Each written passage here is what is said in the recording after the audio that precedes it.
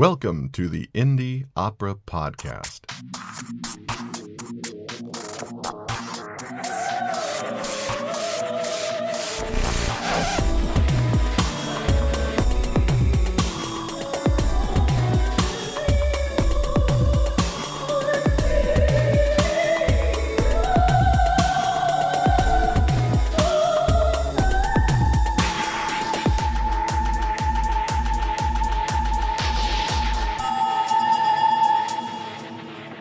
Welcome to the Indie Opera Podcast, which is a co-production with Opera Memphis, and we are joined by...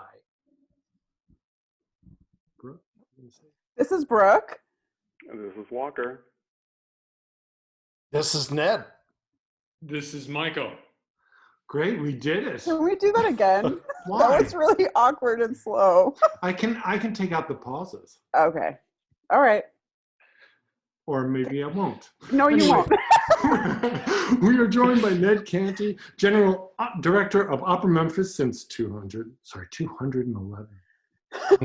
It's been a long time. These days it feels that way. Just in the past month. Yeah. I need more Red Bull. Peter, are you okay? Since 2011. Wow. Quarantine. It's getting to you. It is getting. Are you all right? Yeah, I'm totally fine. This is great. And Michael Sakir, who has served as music director of Opera Memphis since 2017. Did I say your last name right? Yeah, Sakir. All right, Michael Sakir. Bravo. All right. This is really exciting because we've never done a co-production. So this is actually going to be part of 30 Days of Virtual Opera. Is that what it's called? 30 Days of Opera Digital Edition is what I've ended up with, just so that I didn't have to worry too much about changing hashtags. Oh, that's great. Yeah. As you know, we are in the world of COVID-19, so everything is upside down. Basically, we're all recording once again on Zoom. We were approached by Opera Memphis to be a part of their digital festival, and we thought we'd have them on because I think that Opera Memphis is the kind of organization we want to survive through this. I've heard that small companies are going to have an easy time because they're very, very flexible. Large companies are going to have an easy time because they plan 5 years ahead, so they have a little bit more flexibility. But it's these wonderful medium-sized companies that are really going to struggle to get through this because they might not necessarily have the same resources. How is Opera Memphis doing? Michael is clearly looking at wherever my picture is on his screen. We're good. I mean, I think that there is some truth to that, but I also think that these are times when everybody does a little bit of grass is greener, like the weaknesses of one company or the strengths of another, depending on the size. If I was going to break it out, I would say that the companies that have been recognizing the need for change and building change and flexibility into their model for the past couple of years, really since the 2008 recession, are the companies that are more prepared for this. And ironically, some of the ones that have been healthiest, that have not really needed to adjust to the fact that the world is changing and that in 10, 20, 30 years, there will be major changes. I think those companies are having a harder time. And of course, anytime I feel bad about our company, I think of our poor colleagues at the summer festivals having to cancel so much. And anytime I personally feel bad, I think about my friends with kids who have to do all of this while also doing homeschooling and childcare. So I have nothing to complain about that somebody else doesn't have worse. But you have a lot of dogs, don't you? You have a dog or two? Three dogs. That's Three. Right. So yes. Don't try to tell me they're as hard as kids, because I don't accept that. They are not. They are not. Okay. From what I understand, you cannot put kids in cages when you go out shopping, and the dogs. I personally do, but Okay. not everyone subscribes to that. Although your kids, Ned, don't jump on you when you enter the house. Depends on what kind of kids you have. That's true. What kind of dogs do you have, Ned? They're all mutts. So one is a Cavachon, which is a Bichon Frise King Charles mix. One is a Labradoodle, the most recent one, and one is we call him a Corgi-ador. He's a Corgi Labrador mix. So imagine imagine a Labrador on Corgi legs, and that is Shorty. They are the sweetest dogs ever. Oh. Yeah. Labradoodles are so in right now. Yeah, and my wife took a 10, 12-year break from stage management to be a veterinary nurse, and so they've all they were all dogs that were left at her hospitals where she was working at various times. All the dogs we've had until Fiona, who we were fostering, and after 3 days, I just fell in love because she's like a big thumpable dog, and all of our dogs have been like 30, 20 pounds, and like.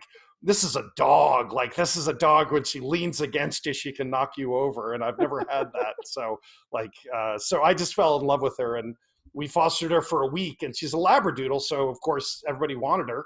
And the first family that was going to come over and look at her, I freaked out. I was like, I don't know these people. They can't have this dog. They might be mean people. They might not treat this dog well. So Fiona is now our youngest and largest dog. Right. Foster fail, as they call it. Yeah. I like that. I've never heard that. Well, they know that a lot of the dog fostering places are empty right now. A lot of, my dog is barking. Hmm. Do you hear Speaking that? of dogs, Yes, because she She knows wants you're to talking about it. Because I didn't pick her up. I'm adopting a dog this weekend. I don't think I've told any of you guys that. Or maybe I told you. Really? You told me, Yeah. yeah. Yeah, because I don't know when my life is going to go back to anything remotely normal. So I am getting a dog. So the loneliness is obviously affecting you. I live alone. It's real weird. Yeah. I'm don't- surprised you're only getting one dog. I don't know how you guys in New York are doing it. I mean, it's your situation. And today I heard about tornado warnings. Yeah, there was And a tornado warning. I can see outside Walker's window right now that the world is coming to an end, in fact. Right. The weather was so weird today. It was sunny, and then there was raining, and then it was sunny, and then there was a tornado, and then it was sunny, and then it was sleeting, and then it was sunny again. And I don't really know what any of that is. It's really Yeah, bizarre. these hooded characters like from Lord of the Rings keep flying by. What are they called? Oh, what are they called? The Nazgul. Yes. Yeah, Oh. that's it. Nazgul, yes. So Yeah. we're all waiting for locusts next. Right, exactly. So tell us a little bit about Opera Memphis. They have quite a history. They go back to the 50s or 1956. and it started. Tell me a little bit about the history for the people that. So we started, as did some other Southern companies, back in the days when the Met used to tour. Memphis was one of the cities they toured to. And so every May for 3 days, 3 nights in a row, there would be 3 operas. That was part of the Cotton Carnival, which is sort of the Memphis's version of the Mardi Gras, or it used to be. And the Opera Memphis started as Memphis Opera Theater, and it really was sort of a community opera company that grew up to do something while the Met wasn't in town, which was 362 days out of the year. And the company sort of slowly grew. There was always some overlap between the folks who supported the Met tour and the auditions and Opera Memphis.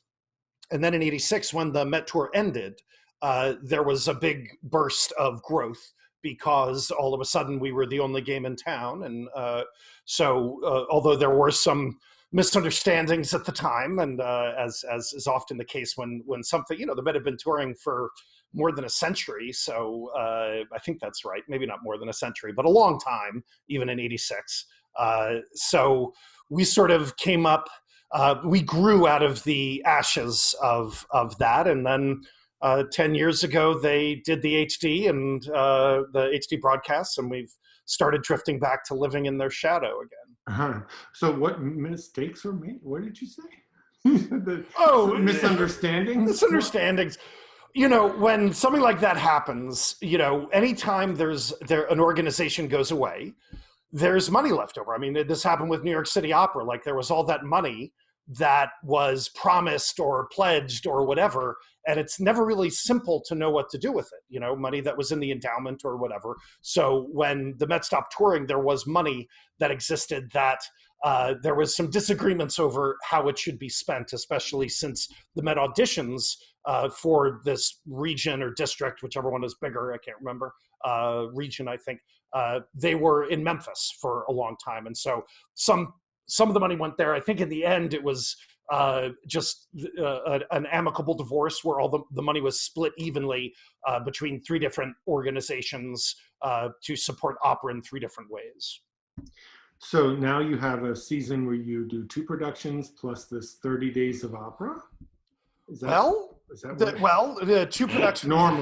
Normally, we would normally be doing 2 productions plus 30 days plus a chamber opera festival, which we launched the same year we launched 30 days. And that, depending on the year, we've done as many as 3 new American works, 1-act operas that you could see individually or sort of in a marathon.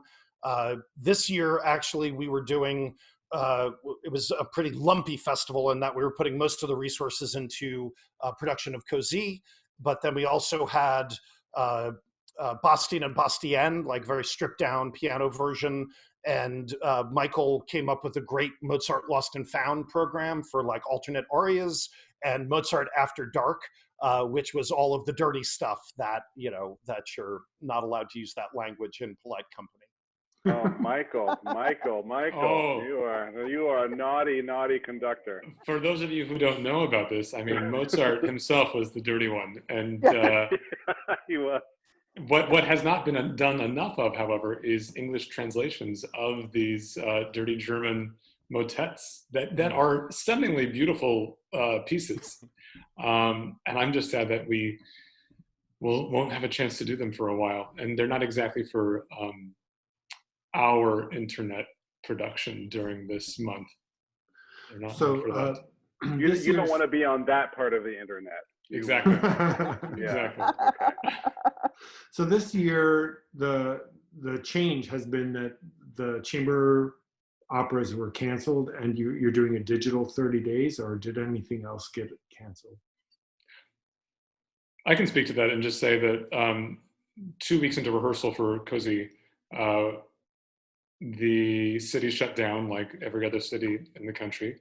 And the turnaround from full production to the digital version of 30 Days of Opera, which we are currently in, was within less than 24 hours. And we rehired our Così cast, and they all got on board to help us create content for this 30 Days of Opera, and they're still with us.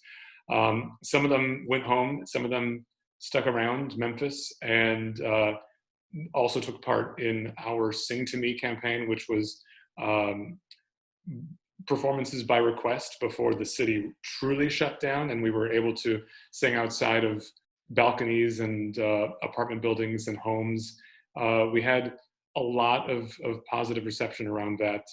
But then just a few days later, the stay-at-home mandate was set, and we've been creating content from our homes ever since. And we've done a 15-minute Così with our same cast, but done in the style of those virtual choirs that you've been seeing all over the internet these days.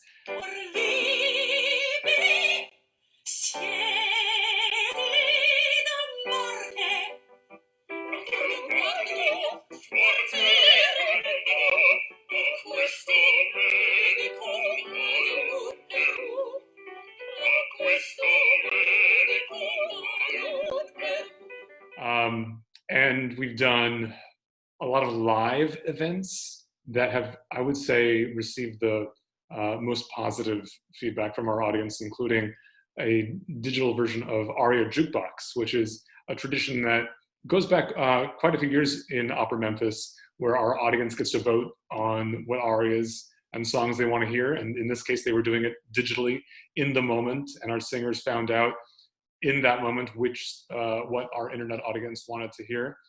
Last Wednesday, we had a lot of success with Opera Bingo, which was equal parts like chance and luck bingo playing, and name that opera. Our singers would sing a 1-minute excerpt from a standard opera, and it was up to our internet audience to identify it and get 5 in a row. It's very Yeah, cool. I was looking at the names of the boxes. It's really, really funny, really creative. That will not be the last time we do that. I mean, we're going to be doing a musical theater edition of that soon. We've been talking about a Baroque edition, Mozart edition. There's all kinds of potential with this. So I checked out your Facebook today, and it had a Il mio bambino caro, except it was a cappella barbershop style. It was ingenious. Oh mio babino, oh mio babino, mio babino, oh mio babino, oh mio babino, oh mio babino caro. Dum dum dum. Oh mio babino, oh mio babino, mio babino, oh mio babino, oh mio babino, oh mio babino, oh mio babino, oh mio babino, oh mio babino, oh mio babino, oh mio babino, oh mio babino, oh mio babino, oh mio babino caro. So I definitely want to recommend people check it out, because that made me smile all day. That was organized by one of our local singers, Philip Heimbuch, who is an alum of our company artist program. And even before he was in that program, he has been a favorite singer in our company and other local theater companies. And he just offered this. He's been putting out like video after video, at least 1 or 2 a day. I mean, just because he's bored, and he's so freaking creative. And we never asked him to do this, but he just sent it to us, and it's emblematic of how lucky we are to have so many local singers in and around Memphis that are so committed to the company and so committed to just being part of the family, to the point that they will just throw at us some content and see what sticks on our part. It really shows how when people are in dire straits, music and creativity just sort of bubbles to the surface. The amount of content that everyone is creating volume now is amazing. It's overwhelming even. Yes. Like there's so much that I'm like, I don't even know. I can't even choose what to take in. It's too much to choose from, which is a luxury problem to have. And it's an interesting, like, we've been sort of talking about, well, what is this going to translate into when we are all allowed to return to venues? But I mean, I think it's going to be a really long time before we return to venues. So it's sort of hard to even begin to guess how this is going to like change the landscape in the long term. So Ned, you and I were having a short discussion about that today, about how opera will change through this. What do you think? I mean, I think, Michael hit on some of it earlier. I think we're just going to have to redefine certain things about what distinguishes our art form. And I think the definition of what we mean by a live performance is going to change somewhat. And, I've always been I've had a lot of respect for the way that the Met HD creates the sense, the illusion of being live, being there. And when it's actually happening live, something could go wrong. Like there could be the kind of mistake that happens in live theater. But then when they do the encore, they don't change anything. They leave the intermission in there, right? Like they still try to create that live experience. And so, the stuff that we did last week that we're doing another one tomorrow night that is live does stand out, and people do respond to it differently because it's happening right then at that moment, and it feels like somebody might hit a bum note, or that the power might go out, or the Zoom connection might get caught up, and all of those things have happened.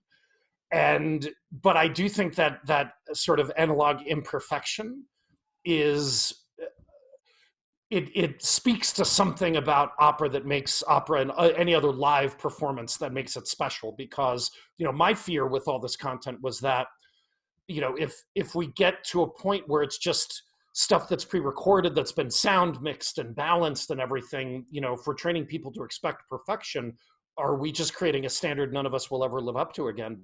But I actually think on a certain level, people need that little flaw.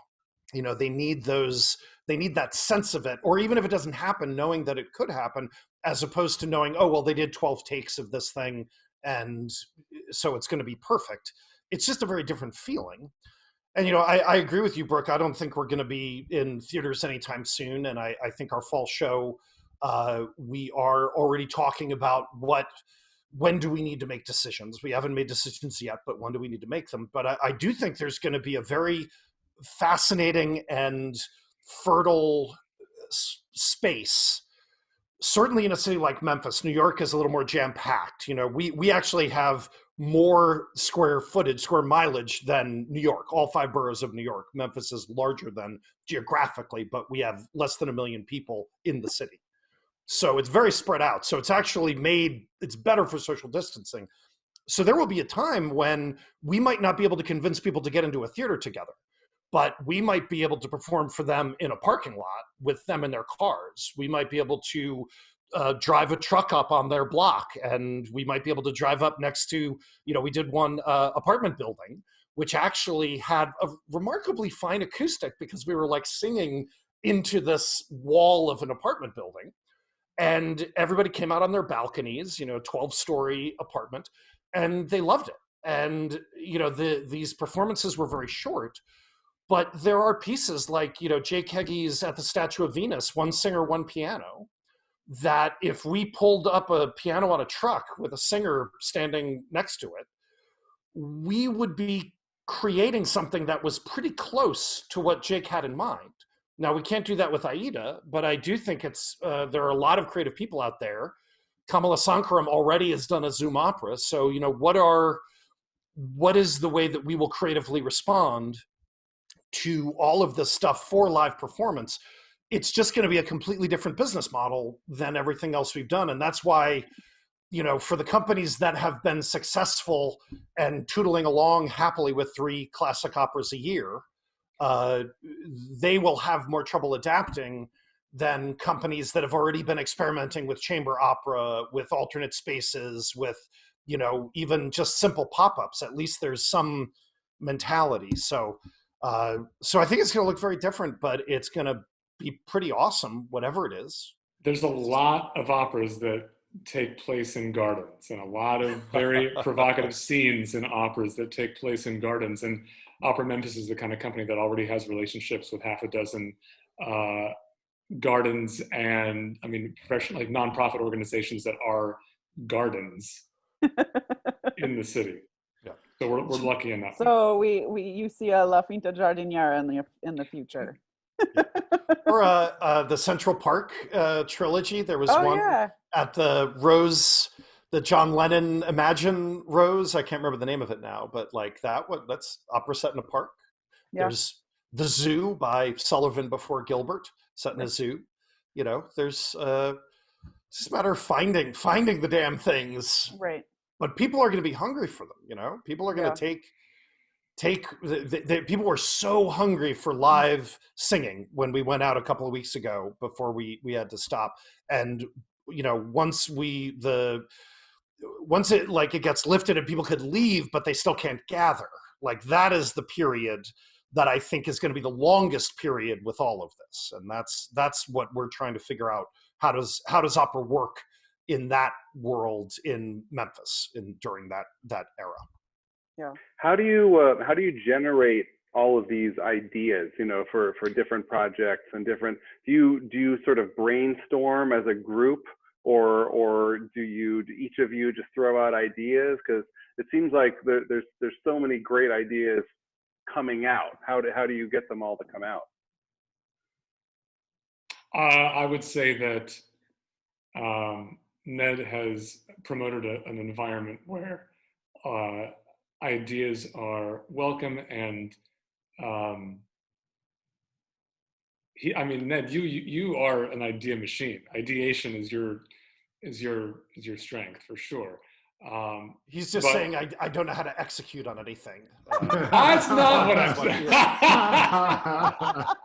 Not what I'm saying. with a background like, I mean, it looks like you're like a supernova coming out of space. So I mean, with that kind of background, you can come up with anything probably.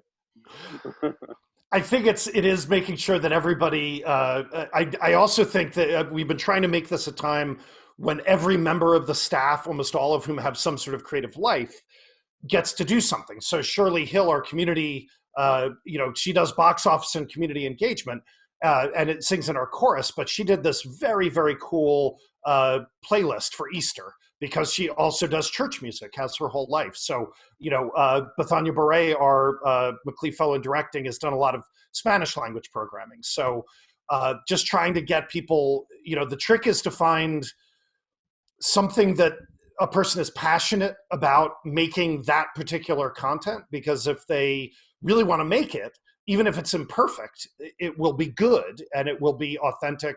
And authenticity counts in online, and we can't compete with the Met streaming a whole frickin' opera every night. Like, we can't do that. So we have to do something that is true to the grit of Memphis. And I will also say that Michael's wife, Terry, is the secret weapon of a lot of these things. So Opera Bingo came out of a discussion with them. This aria jukebox we did was an idea that we've done live that we stole from Kim Whitman at Wolf Trap years ago. So some of the stuff is just, saying, how can we take something and put it in there? But the aria jukebox and the bingo work well because they really underline the live part of it. People are voting, people are playing along, so it feels like a live event. People are commenting, that socialization, that bringing people together can still happen. But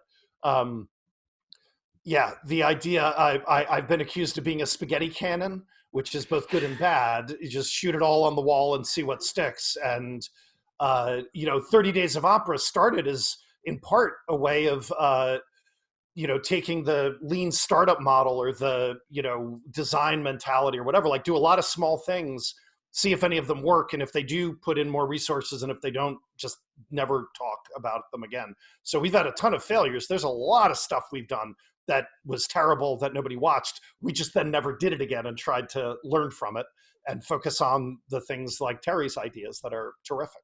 I should mention that Terry's strength is also ideation, so it's a good thing to have.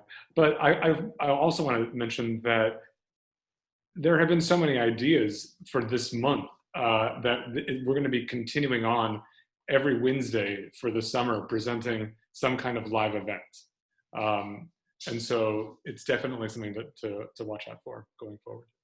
I love this idea of opera letting go of the fetishization of perfection, because I think that opera's really been sort of sold this idea of perfection for a long, long time. And of course, you buy a recording, they're always perfect. And it's interesting to go to a video medium and allowing it to not be perfect. Which I find much more exciting, because when you go to a live show, the exciting thing is, hey, they're doing this in the moment, and look how wonderful it is. Ned, I also know you to be sort of generally concerned with social justice type issues. It may not be like in the forefront of what you say, but it's definitely an undercurrent in what you're doing. One of the things that I've seen coming up in the new music scene, because I work a lot with new music, is there's a lot of sort of agitation in the current political environment, given how completely decimated so many industries have been by this, and how the sort of the revelation that a lot of people are having about the wealth disparity and the privilege disparity in the country. And I wonder if you see, like, in the new music scene, there's been actual discussion of like, how do we seize this moment to affect change in the direction of taking care of people, taking care of artists, taking care of the people whose voices have not been heard. And I wonder what your thoughts are about that, if you've thought about that as we eventually move out of this, stay-at-home situation. So that wow. Sorry. Yeah, I mean, Not to put you on the spot. No, I'm just curious because I think these are things that you think about already, and maybe not exactly that way, but we only ask easy questions. Yeah. So you're set. It's funny. My friend and colleague Joy Brooke Fairfield, who co-directed As One with me this past summer, during the first show that I directed that she observed me directing, because she's a wonderful director, was interested in opera, and I said something. I quoted. I want to say it was Gower, but Gower Campion or whatever his name was, but I always get them confused. But if you want to send a message, call Western Union. And, meaning that when I see opera that is didactic, that's, that underlines themes to tell me like, oh, Don Giovanni, what he does is bad. We should disapprove of it. Like, I feel like, duh, you're not, it's very hard to use opera as a way to teach somebody something intellectually. But, and I get especially frustrated because it's such a fantastic way to teach someone something emotionally and to create and generate empathy for what they're feeling. So, but when you make it a moral, when it's, an after school special, all of a sudden you weaken your ability to do something. And what you need to do is I think this is just the approach that I tend to take is, I often say when we did 3 Decembers a few years back, there were people in that audience who were crying when Charlie sang his aria about losing Bert. And so a gay man dying about his lover, or crying about his lover dying of AIDS. And I saw the tears in men who never would have imagined, who I know would have made horrible homophobic jokes about things. They were crying because of that. And that experience is one that can be powerful because all of a sudden they felt what this gay man felt, a connection that they did not set out to feel, but that was undeniable for them. And while you cannot quantify that, you can't say, oh, this does that. I think that is, to me, the only way that you ever change the world. And, for me, the distressing thing, back during the first Gulf War, I was protesting the day that that they signed the order that Congress basically ceded their power to Bush to go into Iraq.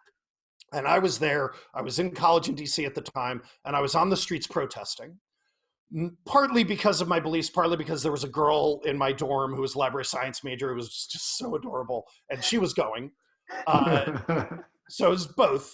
But there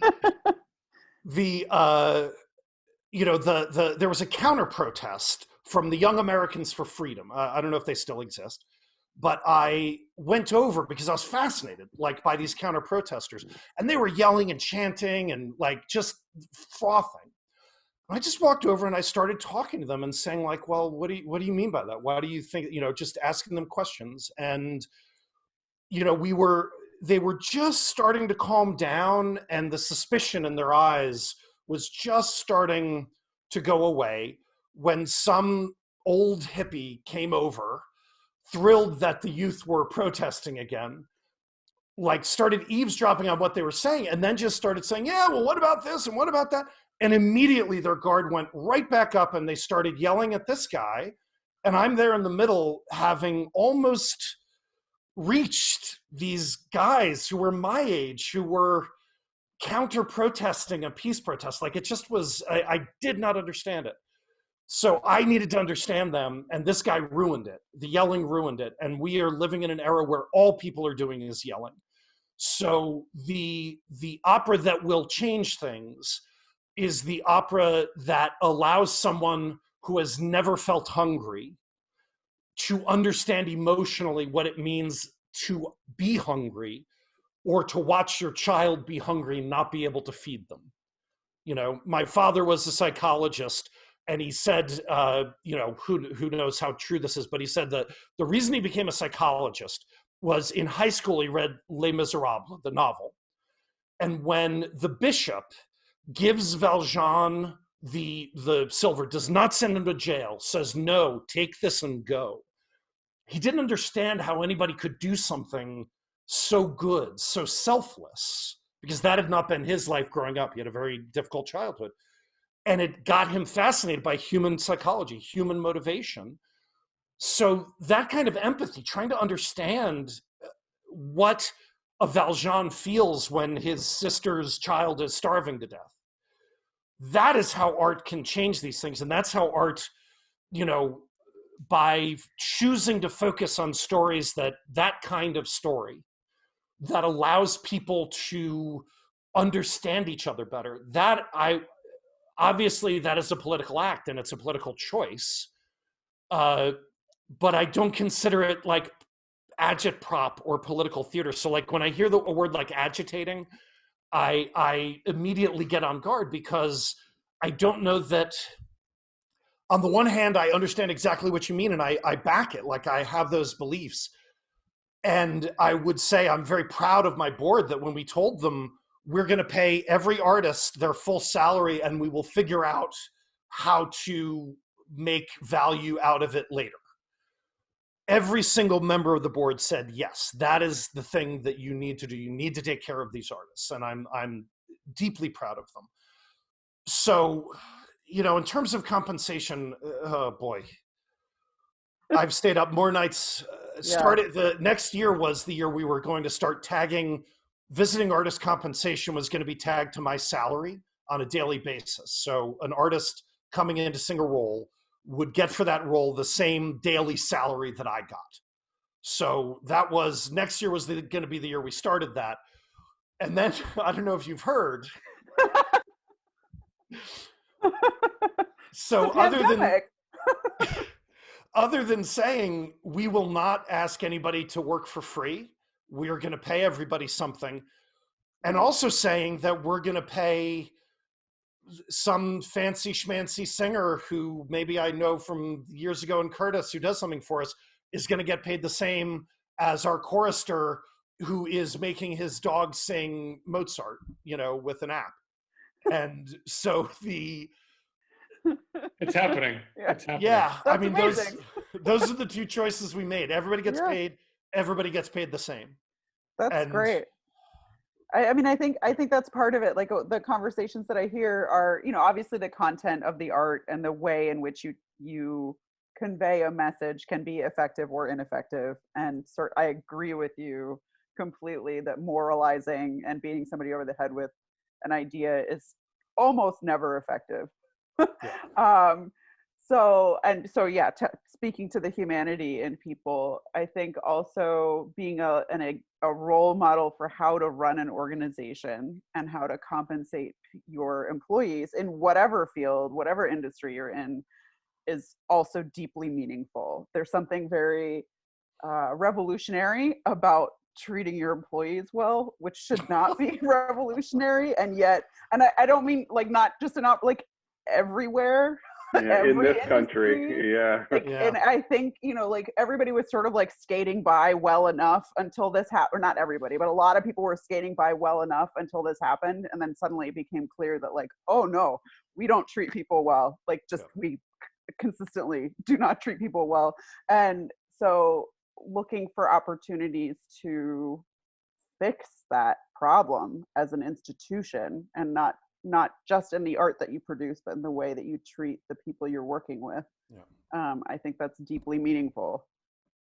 And I think we can tell those stories. And I think we work in a dangerous business, because everyone assumes that limousines pull up by the door every morning and just throw bags of money with a little dollar sign on them, throw them at the door and then drive away, so that anybody who works for us or whatever is just insanely well compensated, which is not the case. No. Yeah. So you've done 3 Decembers, and I just want to put it in there. That's an opera by Jake Heggie. It's and a libretto by Gene Shear. And it's based on the unpublished play Some Christmas Letters by Terrence McNally, who we just lost to Yes. the COVID virus, Yes. which is very sad. And who, in almost none of his major obituaries, did they mention his opera work, which really pissed me off. Really? Yeah. Yeah. Yeah, they all talk about Really Broadway, but none of his opera. Yeah. And Gene Shear, who I hope, God bless, God willing, is perfectly fine, lives in the same building in Manhattan as my mother does, who is now recovering from COVID as we speak. So yeah, so the wow. Sorry, Michael, I haven't told the staff until anyway, but Sarah knew, just in case I had to leave Memphis, but she's recovering. Jeez. So it's I'm so glad she's recovering. Yes, great. as are we all. So tell me a little bit about how next year looks for you guys. What do you have programmed at the moment? To commemorate our return to our downtown theater, the Orpheum, 8 years ago or so, we moved to another theater further east, smaller theater, but closer to a lot of our audience base and certainly more affordable for us. And bigger pit. Bigger pits. And would give us 2 weekends rather than just one, yeah. Which was also something that we just needed. We needed more time in the theater. Yeah. But I mean, Opera Memphis has been doing everything we can to make a bigger footprint in the actual city of Memphis. And our offices are far, far east. They're practically in the suburb. And so with things like 30 Days of Opera, things like the Midtown Opera Festival have all been in an effort to remain and become a stronger member in the actual city of Memphis. And so this was a big deal to move back downtown to the Orpheum for this production. And for that, we wanted to present La Boheme, but instead of set at the turn of the 20th century in Paris, it was set at the turn of the 20th century in Memphis on Beale Street, which was at the time the home and the birthplace of jazz and the blues. And for this, I mean, it would have made sense for a bunch of young artists in a loft to all be African American, and so this is a entirely African American cast. And we had some of the biggest some of the biggest names of African American opera singers, and they are so enthusiastic about the project. Ned described this as their indie movie of their seasons. Working with us on this. When we told them about it, they were so excited. So it's not canceled. We are super excited about it. A lot of our audiences don't even know that this is happening. So newsflash. There was a time, on Beale Street, William Grant Still worked on Beale Street. Jelly Roll Morton was there. It was Harlem before Harlem was Harlem. Like it was the first Black millionaire in America was Robert Church, who basically founded Beale Street, and it was just a center of African American life and culture in the country and around the world. I mean, the creative ferment there is just unmatched in almost any other segment of Memphis history. We probably could have said it in Soulsville during the Stax, the beginning of Stax, because that was a similar artist cluster. But it's an idea that we've been talking about for years. And this was finally the year where we thought we could put it together. And who knows, maybe they'll find that, bourbon cures the damn thing tomorrow. And Oh man, I'm safe then. That's a great idea. I haven't caught it yet either, so Yeah, it's definitely the bourbon. Yeah. One other. It might be barbecue, so you might use that down there. That's it. We're just supporting local businesses. That's the only reason. Yeah. One other production that we still are very seriously considering / planning for next season is a revival of a piece that we co-commissioned called The Falling and the Rising. And this is an opera that we've talked to you guys a little bit about already. This is a co-commission between us, 5 opera companies, and the U.S. Department of Defense.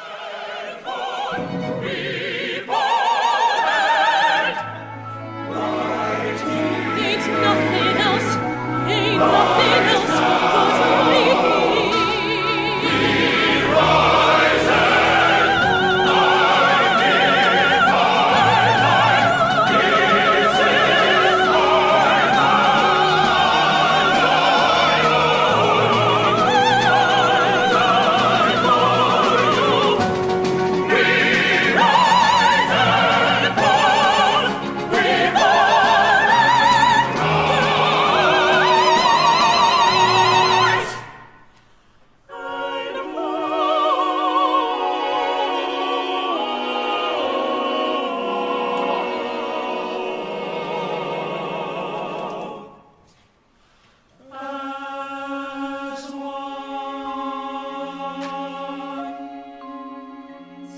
It was conceived by Sergeant Ben Hilgert, and he worked with Ned and the DoD and eventually all these other opera companies to bring it to life. It is based on interviews with wounded vets and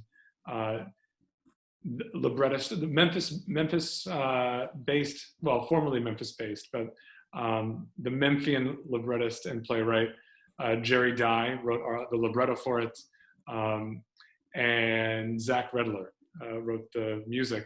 And since its premiere, and since its Memphis professional premiere just a year ago, it's been done, I would say, half a dozen to a dozen places around the country.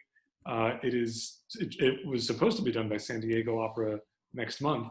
And it was received with such enthusiasm in Memphis that we realized that it had a long life here yet to go. And so we're very seriously considering a revival of it in January. So working with the Department of Defense, did you have to go get approval or anything? How did that process work? It was Sergeant Ben went through a lot of hoops to get this to happen. At first, the DoD was like, "You want us to co-commission what?" A new weapon? An opera. Oh, okay. And even like towards the end, they were like, "As long as it doesn't sound weird like those other contemporary operas." Nothing too And I so believe that was the Colonel's phrasing. Nothing too weird. Nothing too weird. And so, I mean, much like Zach's other music, it is quite tuneful. It is quite approachable because they all recognized that this was going to be the first opera for a lot of these audience members, and they didn't want to alienate any of the audience from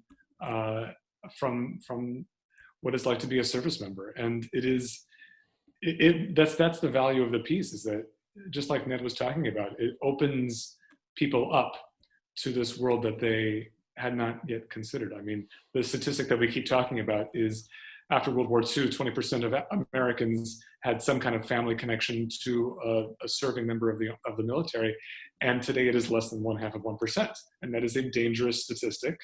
And it is the idea of this opera to bridge that gap and to make a Californian liberal who grew up with two hippies as parents like me to, I mean, appreciate this whole other life that I had not considered before. And are there a lot of great roles for women in that? The leading role is for a woman. Awesome! That sounds like, I'm like, how is this gonna work? No, the soldier who is the protagonist throughout is a female soldier. Awesome. They allow ladies in the military now, Peter. Well, listen, I hadn't seen that.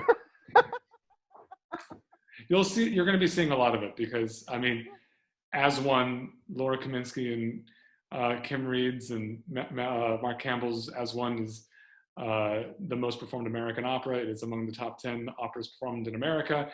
This is along those lines. It is a chamber opera. It is a small cast of 5, a small band, and it's going to be taking off very soon, I think. Yeah, I was going to ask about the scale of it. How big is the band? It's 11. Many of them are amplified, as are the singers in a lot of productions. And so it sounds a lot bigger than it really is.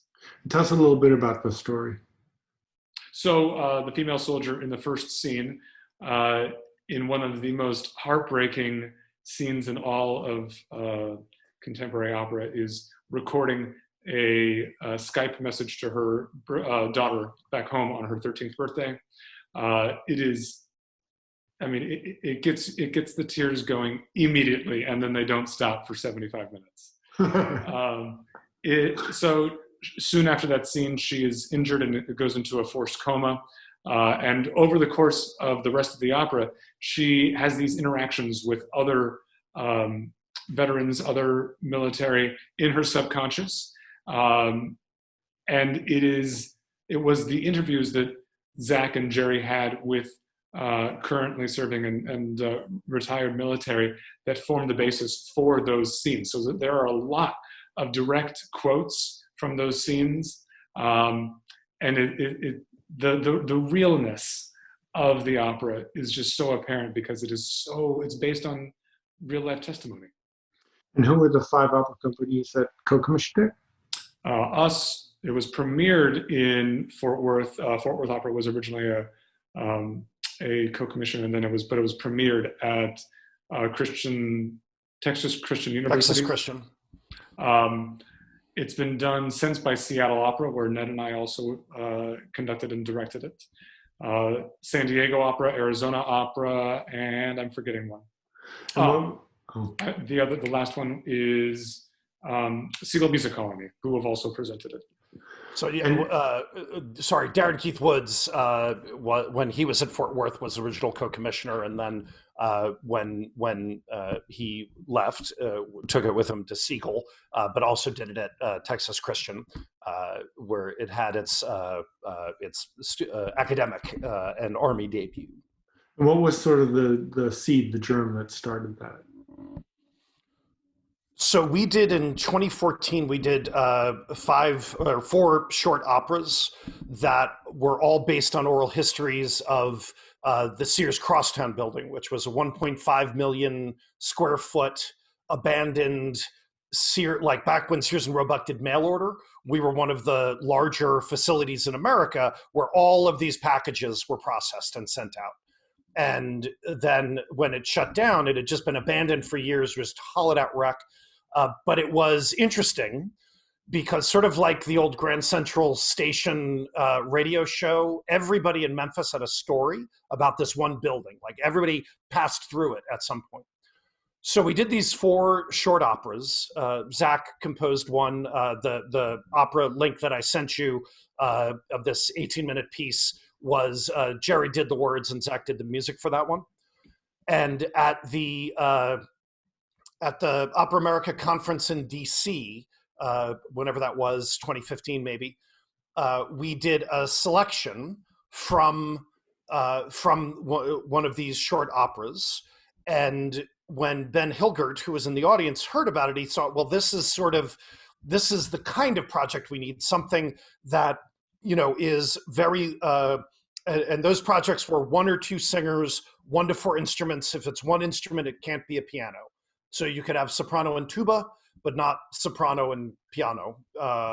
So he heard one of them, and Laura Lee Everett at Opera America got involved, as she often, if you really peel away, like who actually makes these things happen in the world, you more often than you should find Laura Lee kind of sitting at the center. She's always involved. Good things, yeah. Like so she really pushed it through. And of course, in her case, has personal reasons for believing in the project. One of the interesting things that I learned about this is how many people I knew who were in opera who also had a very strong military connection in their families, but they just never talked about it. Like it just never came up, and I didn't have that, and Laura Lee was one of those. So, but the germ of the idea was, well, let's do something, because the U.S. Army Field Band and Chorus that Ben is a part of, they travel all around and they do these wonderful concerts with all kinds of vocal music. But a lot of the singers in it are trained opera singers. And so Ben had started doing opera scenes with some of them, just as a way to keep their, chops sharp. Do you keep chops sharp? Keep their chops up.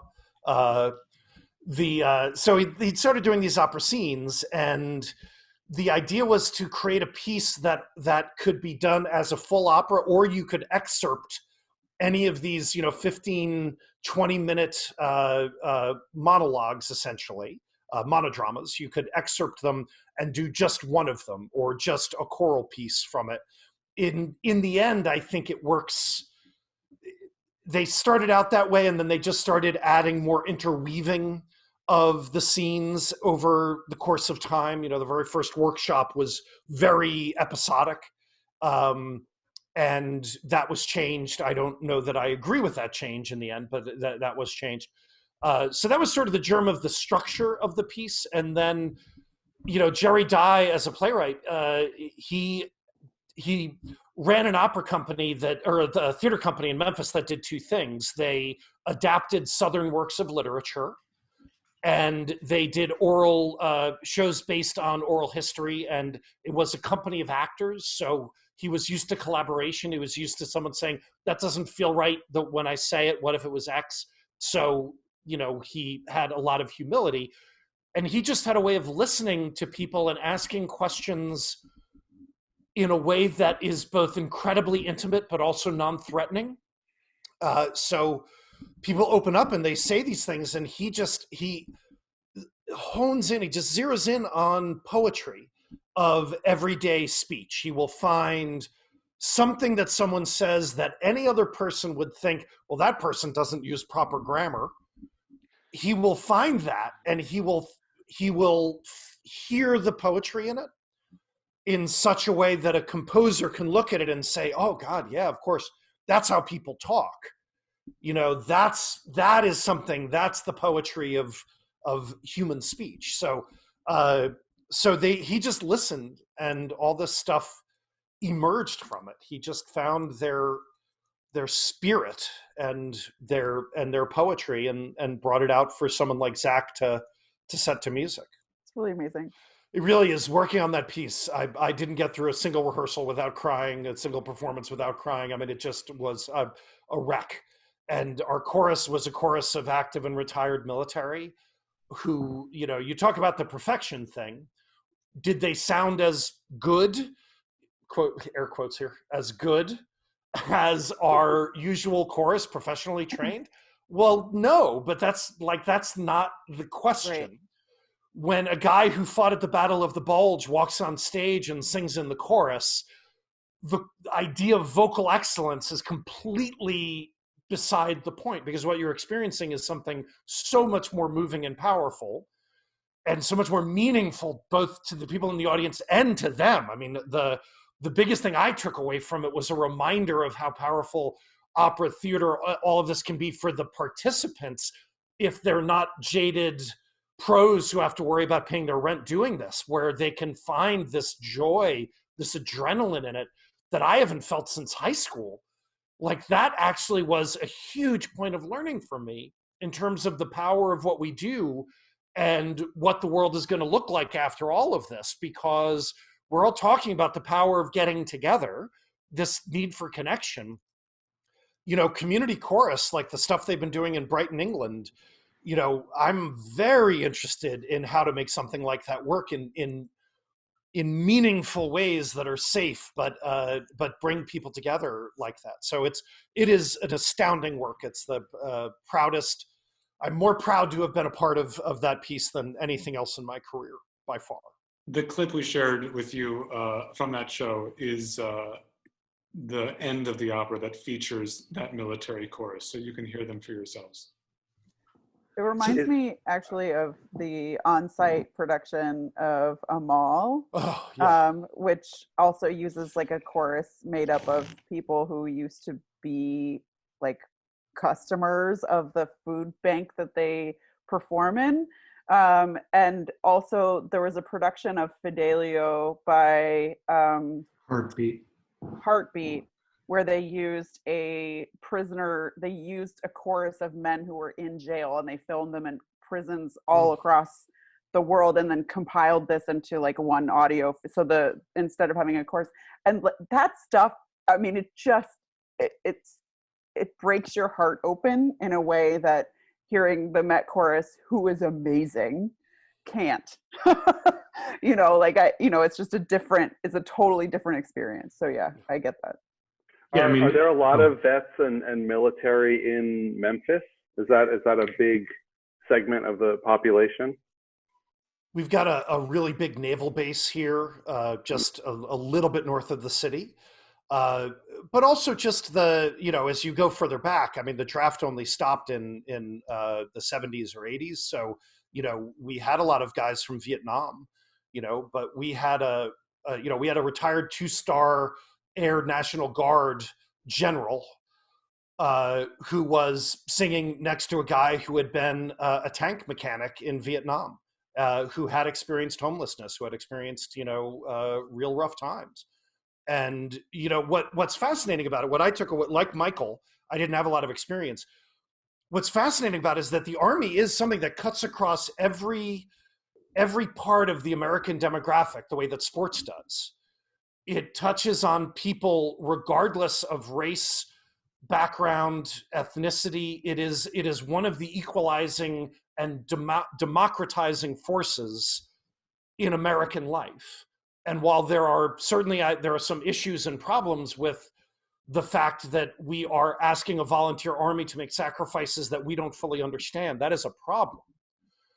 The fact is that when you see these people together, when you see the connections, when you see them teasing each other about which branch they were in, when, and what they did, and when you saw just the reverence with which they treated this World War II vet, I mean, the awe with which they treated this guy, it was, I don't know that I'm a part of anything that is as meaningful to me as their service is to them, that I can share with other people. Does that make sense? Like, my own personal reasons for doing what I do have that level of meaning for me, but that's not something that I share with the person next to me necessarily. Does that make sense? I mean, I guess we share them as a staff, but it's a different thing, because really the clip that we shared is the chorus. So this chorus is about the idea of sacrifice. And it came from Jerry Dye asking one of the soldiers, so what's the difference between you and me? And the soldier said, well, the difference is my job is to die for you. And, you hear something like that and your brain just explodes, because holy shit, that is your job. Yeah. Your job is to put yourself in harm's way so that I don't have to, and my kids don't have to, and my siblings don't have to. When you get down to the basics of something like that, in this day and age, it is insane. And then the piece takes you on the journey of like, it's also, my job is also to miss my daughter's 13th birthday to keep you safe, like these everyday sacrifices. So, the meaning that service has for these folks. One of the guys who was in the chorus literally re-enlisted after he had been in the show, because it reminded him of what he was missing, that camaraderie.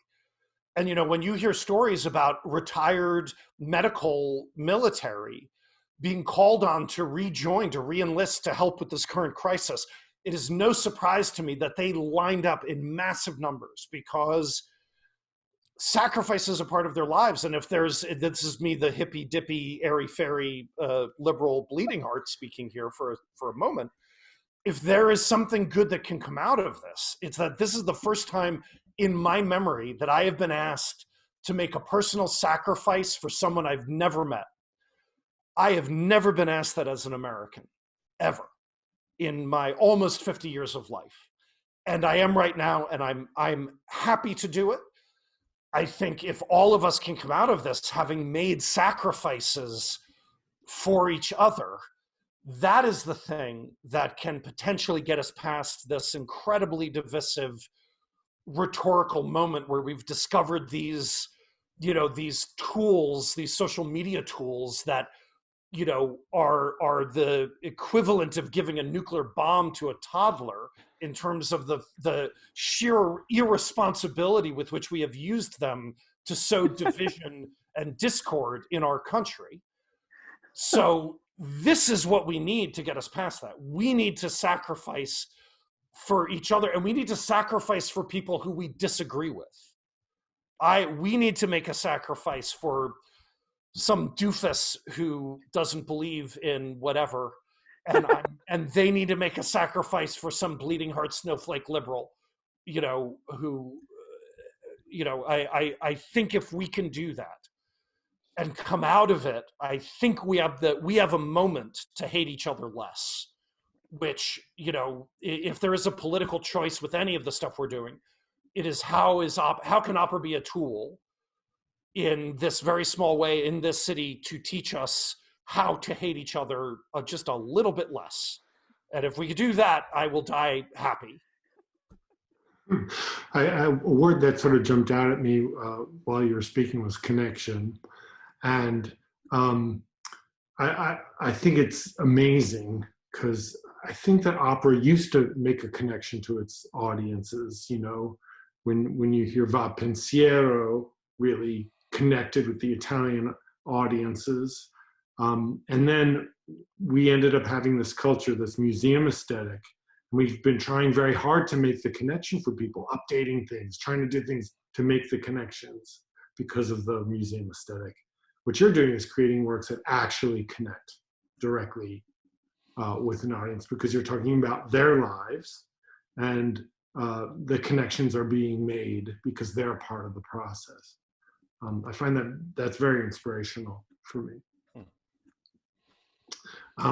Do you think that that is the future of opera? Is that we're going to start letting go of the sort of museum aesthetic? And it seems like there's a lot more work happening now that really connects with individuals, like as one, which you mentioned earlier. Yeah. I mean, the industry as a whole is addressing things like civic practice. Last September, Opera Memphis hosted an Opera America workshop on civic practice here, and a dozen Midwestern and Southern opera companies came here, and Mark Skorka hosted this fantastic symposium, and we were all talking about just this. I mean, how is an opera company considered an essential business in its community, or the closest thing to? And the ones that will survive this, other than being flexible and having a history of being flexible, are the ones that are identified as essential to their community. And with things, hopefully with things like the Sing to Me campaign that we had last month, that will hopefully continue this summer. And also, just like you said, I mean, telling local stories, about a community for that community, ideally written by that community. One of the things that the other commission projects that we had, that was the successor to Ghosts of Crosstown, which Ned mentioned, was something we called the 901 project, the Opera 901 project. 901 being our area code, and it was 5 operas about Memphis written by Memphians, and it ranged from everything from a hip hop opera about police brutality to a rock opera about Memphis wrestling from the 1980s. It was amazing, and That's amazing. I mean, will all these works have lives after their premiere? Very likely not, but so did hundreds of other 19th century Italian operas. None of them had lives after their premiere. So I think the future of opera is local. I think the future of opera is flexible. I think the future of opera is civic-minded. Civic-minded, yeah. I also think it's interesting that some of the things you're talking about going out on the back of a truck and performing out in the neighborhood, it also changes how the sort of how the opera makes money. Like it has to survive instead of on ticket sales, has to have a different kind of a financial model to support things where you just go out somewhere and perform where you're not selling tickets. Does the community support that kind of work in Memphis? Yeah, I mean, the 30 Days of Opera is the best value, like production model wise, in terms of the support that we get for it and the impact that it has. You know, we lose money not on projects like that. We lose money on the big operas because they're grotesquely expensive. To do them, you know, even close to doing them right is incredibly expensive.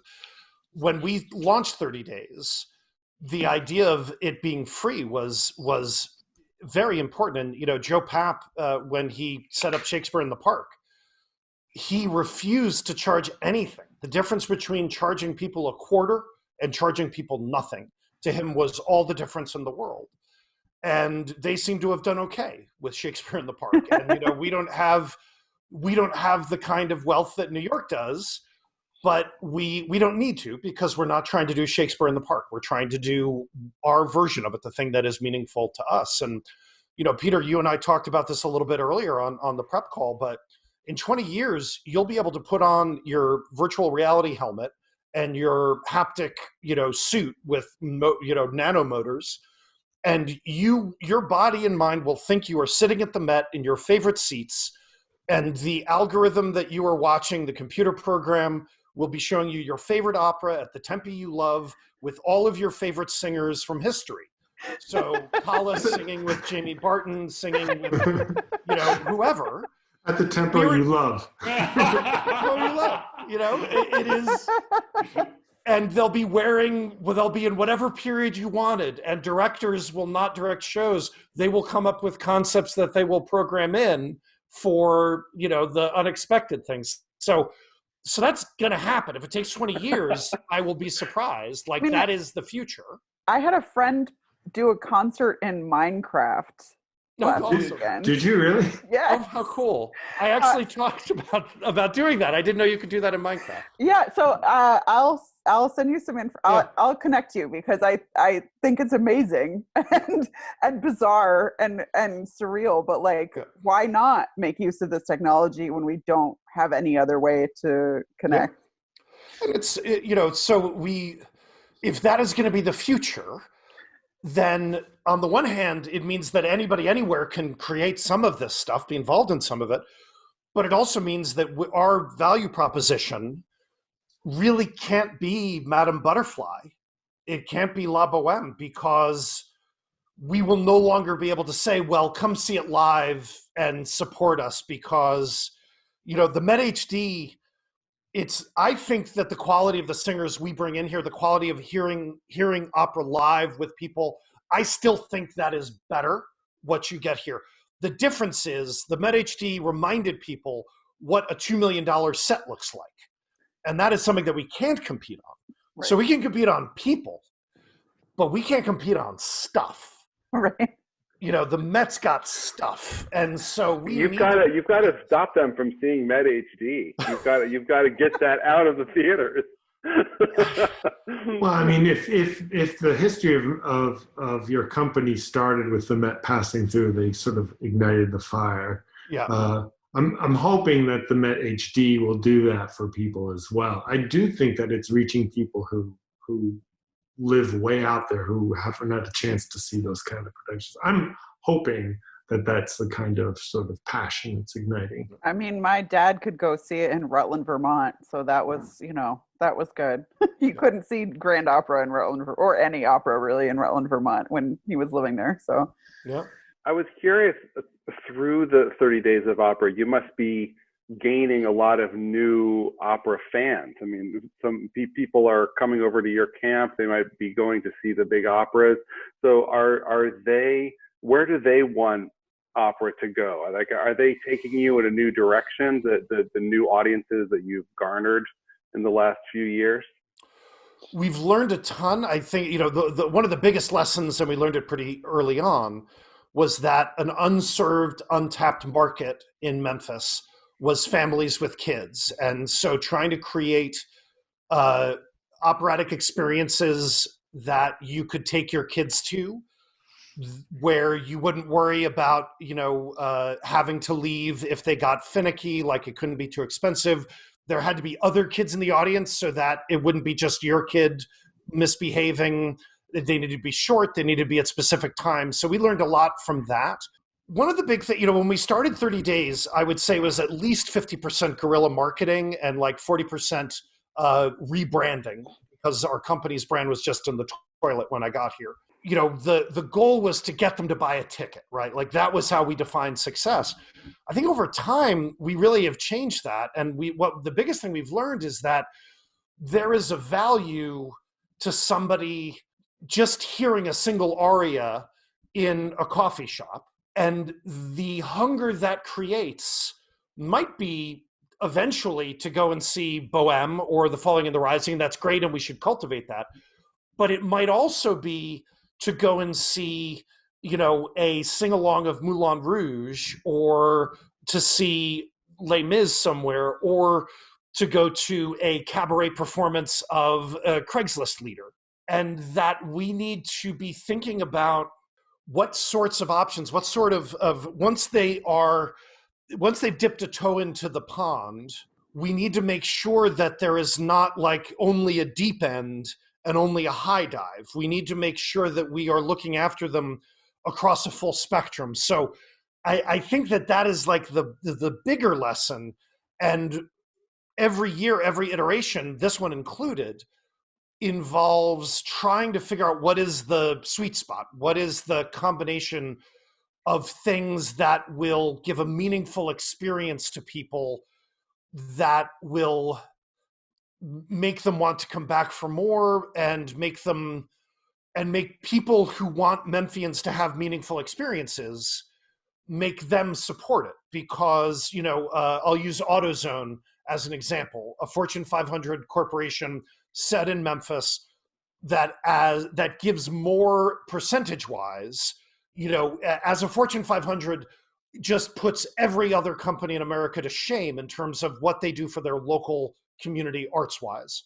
And it's not just them, it's the foundations of the people who made money off of them. It's the individual. One of our most generous board members was just in IT with AutoZone, but they have a culture that tells people, support the city, support the community, right? So we need to do things that simultaneously show that we care about what you care about, making Memphis a better place to live, because it not only makes things better for them and for other people, when they are trying to convince somebody to move to a smaller city from, Belgium, from Paris, from New York, from big cities. FedEx has to do the same thing. And it's very easy to look on paper at Memphis and say, what, they only have 3 ballet companies and 2 orchestras and only one opera company? What kind of backwater is this, right? Like, people say that. So what they need is things to point to. And at the end of the day, those things are, having an opera company is one thing. Having an opera company that regularly sings Rossini's Cat Duet at the dog park, that says something about the city that you might be moving to that they can use. And that's just one example. AutoZone tells its employees about the duets at the dog park? I should, if you like, I'll send you. We did for AutoZone once a year, 3,000 managers from AutoZones all over North and South America come to Memphis for the national sales meeting. And their corporate culture is amazing. They all wear the same clothes. Every title, like if I worked at AutoZone, my title would be General Director and Customer Service, right? Or Customer Satisfaction is in every single title. So, and they do these chants that are like the YMCA. I mean, it's really awesome. Wow. And who knew? I had no idea. It's like summer camp. But we did a few years back, and I can send you a link if it's useful. Yes. I'm done with opera. I want to do AutoZone. We did for them as a thank you, because they've been supporting 30 Days since the very first year. They're our most generous corporate supporter. We did a 4-minute opera where we took all of their corporate lingo. Like they have all of these things like, 5 on the phone, and like all of these things, like you have to greet someone within a certain period of time when they come in the door. And then they also have like in jokes. So like the O'Reilly Auto Parts, they don't call it O'Reilly, they call them the boys in green, and Napa's the boys in blue, and things like that. So we wrote this 4-minute opera with using bits and pieces from Carmen and O mio babbino caro, etc. And we took their 3 major types of customers: hobbyists, like people who just need an emergency battery or something, like single mothers who don't have time, and garages. And we did a series of customer interactions in the course of this 4 minutes, all sung, that took place in an AutoZone store, and we called it AutoZone the Opera. Hello, thanks for calling AutoZone. This is Mr. Whittaker. How can I help you? Hey, Wayne, it's Caitlin. I need your help. I need 3-watt fuses, and I need them fast. No one's got them, not the boys in blue. The boys in green, I didn't even ask. You guys always go the extra mile, and so I hope that you can help me out. By the way, I need them here today, and as you know, my shop is in Green Bay. Sure, no problem. We can have it fast. We'll send it to you before the day has passed. Hope that things are going well up there, and that you visit soon. We'll go to Overton Square. Overton Square? Really? Oh yeah, a lot has changed since you left. You have to see it to believe it. Well, I always trust your advice. And these 3,000 managers, during a break in the day, watched this live 4-minute opera, and they went crazy for it. I mean, standing ovation like I have never gotten, like none of the actors have ever gotten. And it was, I came to this job. I was the festival director of the New York Television Festival, which is a for-profit entity. And so I had to make sure that Anheuser-Busch or InBev now, or Microsoft, Xbox, HBO, that these companies were happy with how they were being represented with their sponsorship dollars, right? So when I got here, the main thing I said was, we can't just walk to a corporation and say, you owe us money because we make the city better. We need to walk in and say, how can we help you make the city better? And if you help us do our part of it, how can we help you do your part of it? Can we call the chairman emeritus on his birthday and sing happy birthday to him? Can we write you a 4-minute opera? Can we do, what can we do using our skill set that nobody else in the city has? Nobody else can produce a 4-minute micro opera. It's just us. So what can we do to help you? And if we help you, you can help us. And then you create a virtuous cycle where there is, these things keep going. And there are models for this. There are just not a lot of models for this in opera. Corporate sponsorship in opera has not been historically nearly the way it is, Shakespeare in the Park is corporate sponsors up the wazoo, so how do we look at that part of it, but not from an entitlement standpoint of, you owe us money, we deserve to be here, give us money, damn it, support us, right? And I do think that often that is either what it sounds like, or even really what is said.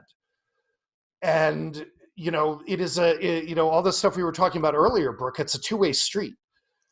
We will do everything we can to support you, but you also have to realize that we are not the enemy. we are trying to ensure that there is an Opera Memphis in 10 years to employ you and your nephew and your kids, Right. 20 or whatever.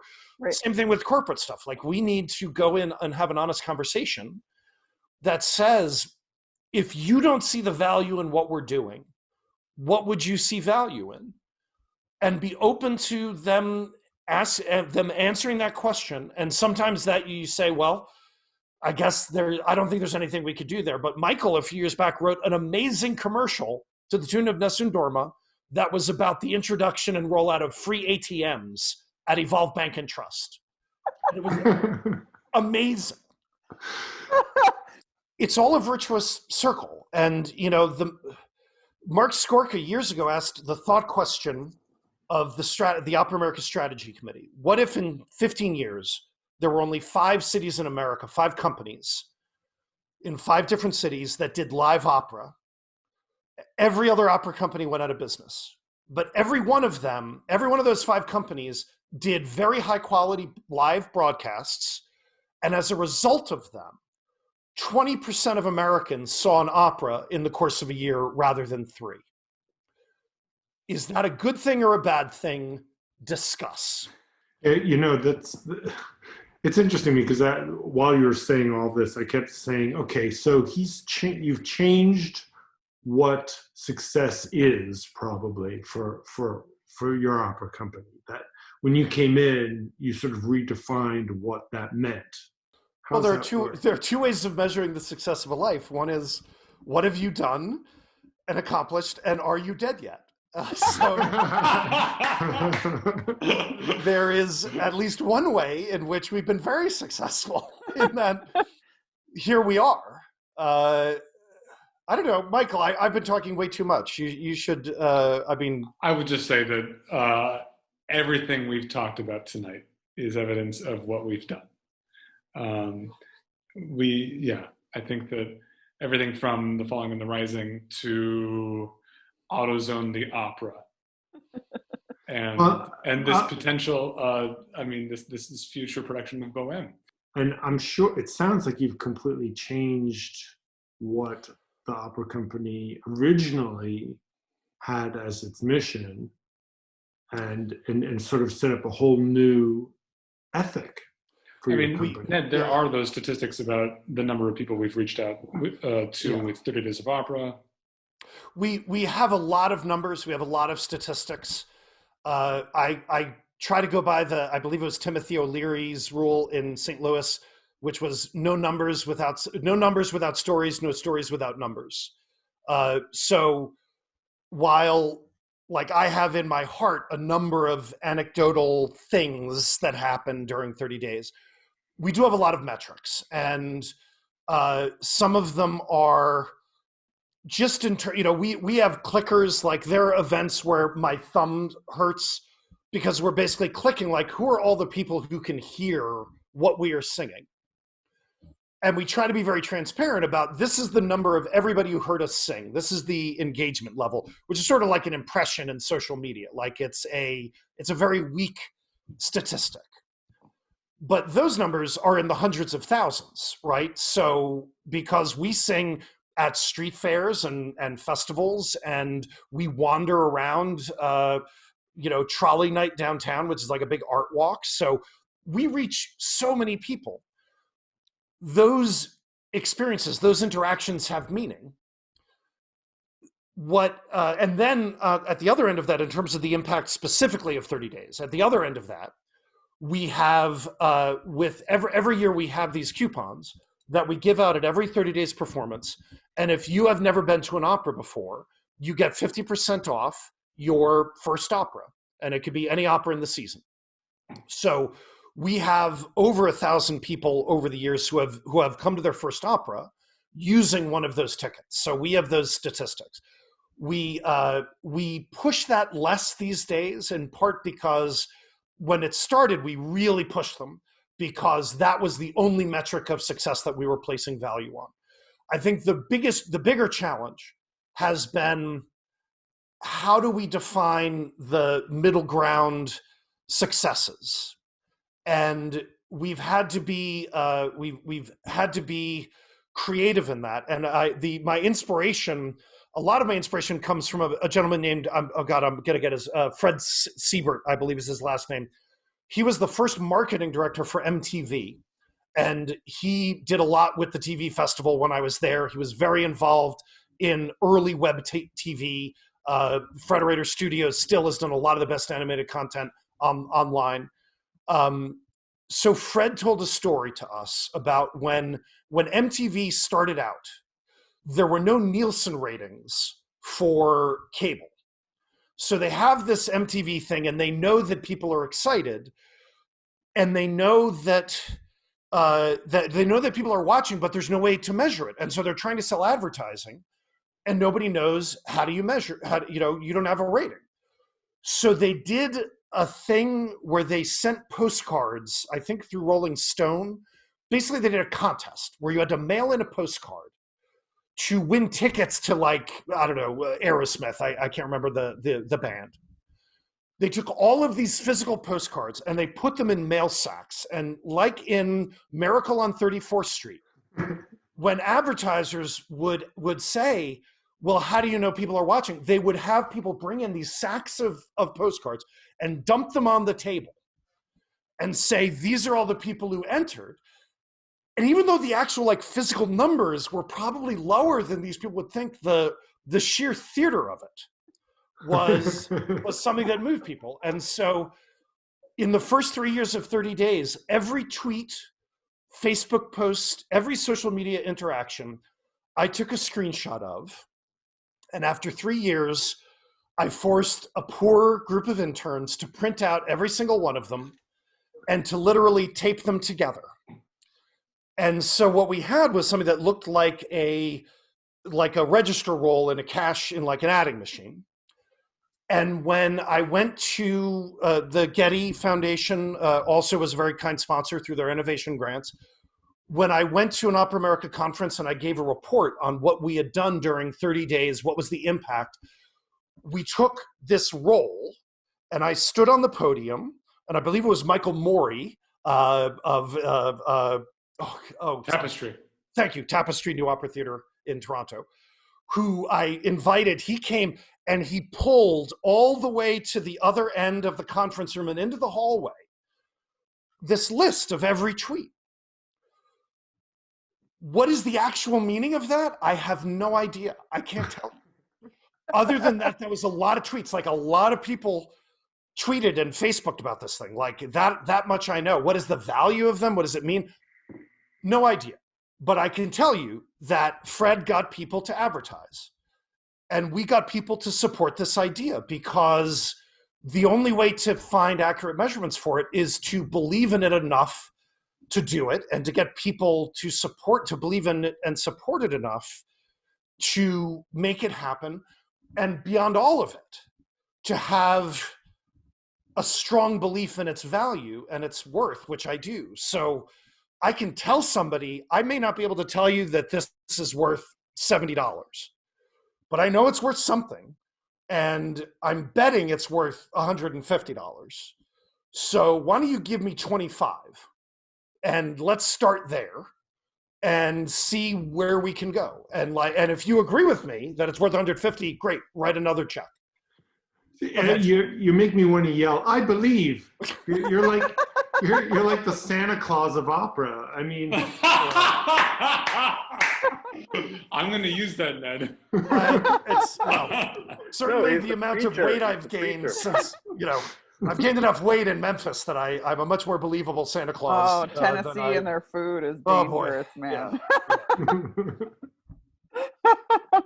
That's I love that. So you pulled a leporello on them and rolled out this big long line. Yeah, that's right. That's amazing. No stories without data. I can give all of those people how many people did everything.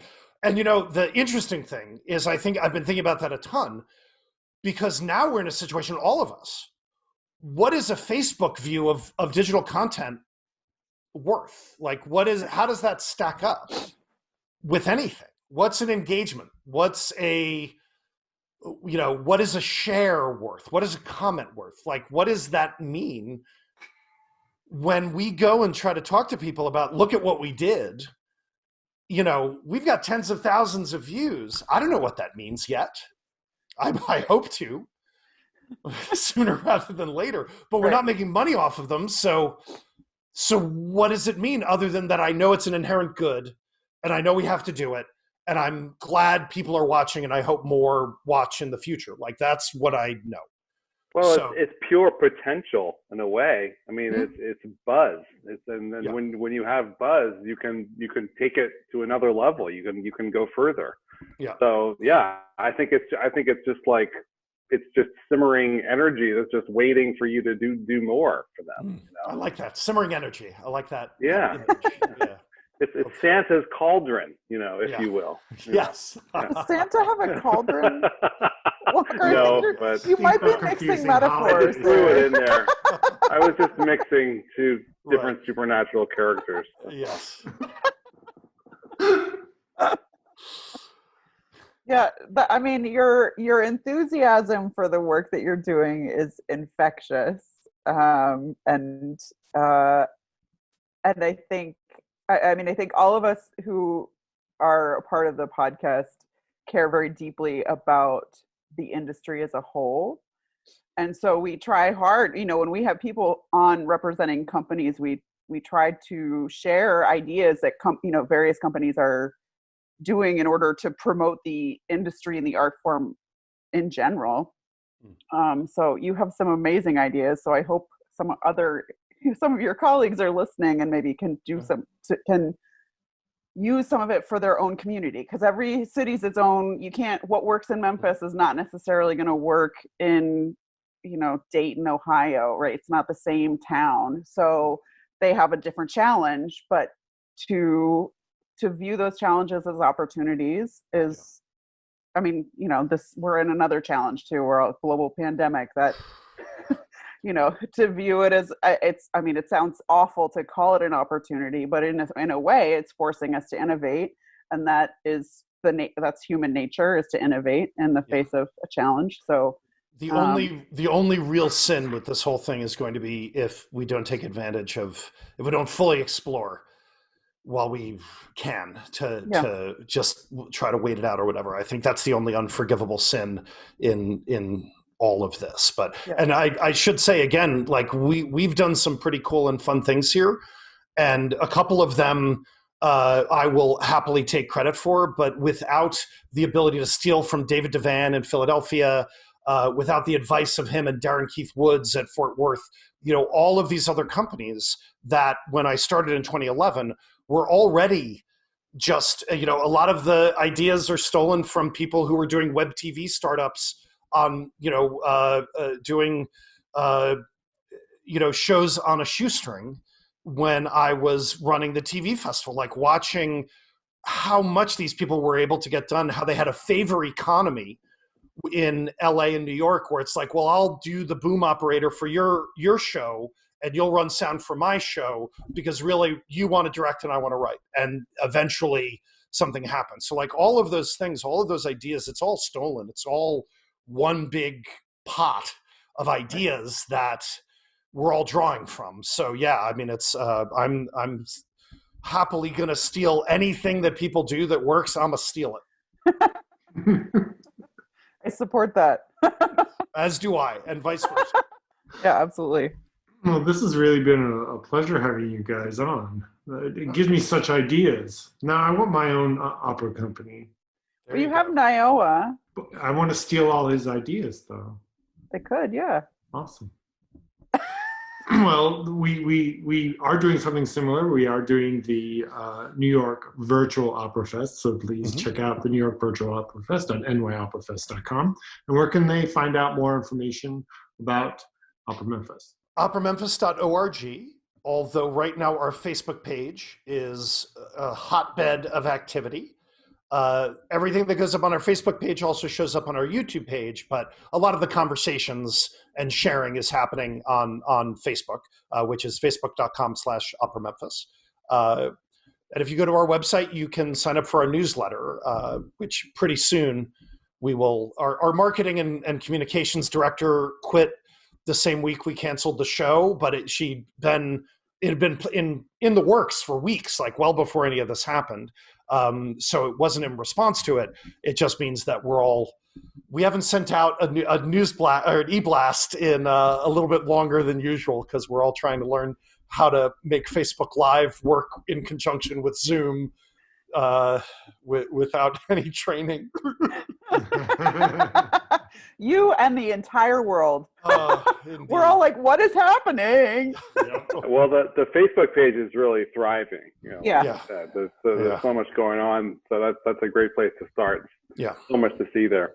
And I encourage people to check it out because I mean, it made my day today exploring it. So it was a lot of fun. And we are going to continue releasing more Zoom versions of our show. We're just going to keep recording them and doing them more than monthly. So please, I guess on YouTube, what do? You subscribe? Yeah. Subscribe, and you'll get a little bell will go off and tell you to watch us. Isn't that how it works? I sure. Sounds good to me. I don't know. If you need me to, Do you use computers, Peter? No, I'm kidding. Have you been on YouTube before? So please check out our website. We'll have links to all these, all the information we discussed today. And I'd like to thank our guests for coming on, Michael and Ned. It has been such a pleasure. And please check out Opera Memphis's online activities. And for Opera Memphis fans who are coming to this by way of Opera Memphis's channels, Indie Opera Podcast, you can follow it on any podcast application. I personally listen on Spotify, but pick your poison. We also have a YouTube channel. We also have Instagram and Facebook and all of those things. Are you on TikTok yet? Do you do TikTok? We haven't done, I don't know how to use TikTok. That is but it is like, it's great for like, oh my gosh, there was a video today of somebody had tied their pug and was like flying it in like Harry Potter and playing the Harry Potter theme song very badly out of tune.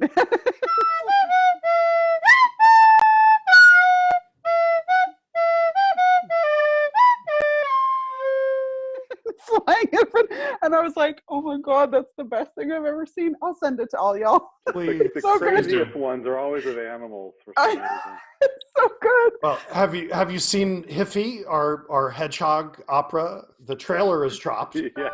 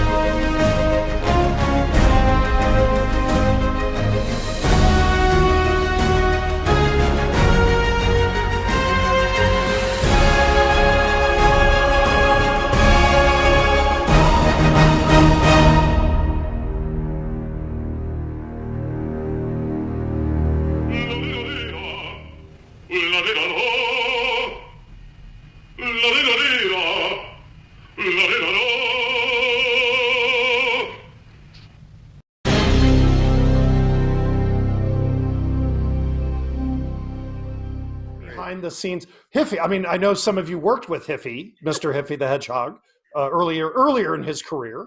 But now in this time of crisis, he is trying to help by getting an opera production going in one of the suburbs of Germantown with the assistance of our production manager and her daughters. He's not as easygoing as he was early in his career when I worked with him. He's a bit more of a tyrant now. He's sometimes a bit prickly. Yeah. He is a bit prickly. You hit the nail on the head. So we're going to be trying to get this opera up and running. And like most hedgehogs, he was born with both male and female vocal cords, and so he is going to be doing some duetting with himself. So those will be dropping as they come. So I don't know if it's a flying pug. I mean, that's hard to beat. Yeah, I don't think this. I will podcast really look forward win to that. the hedgehog opera. That Yes. I'm very much looking forward to that. Well, thank you so much for being on our show. It was Yes. a real pleasure. Yes, thank you. Thank you. Thanks. And thank Thanks you for all the work that you do. Yes. Thank you for talking about it. Pleasure. Yeah. And we'll see you on the next show, folks. All right. So please watch us on YouTube and listen to us on whatever app. Awesome. Cool. Thank Bye. you. Bye. Have a good night. Bye.